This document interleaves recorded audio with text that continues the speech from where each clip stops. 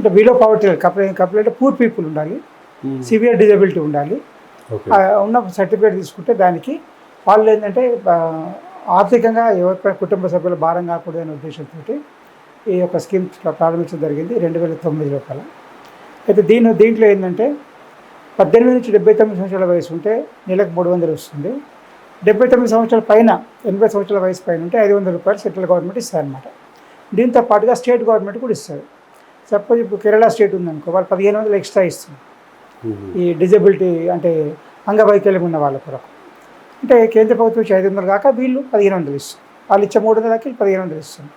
ఈ విధంగా వాళ్ళ యొక్క బిలో పవర్టీ ఉన్న వాళ్ళకి, పూర్ పీపుల్కి, అంగవైకల్యం ఉన్న వాళ్ళకి ఆర్థిక సాయం అందే ఉద్దేశంతో ఒక స్కీమ్ ప్రారంభించడం జరిగింది.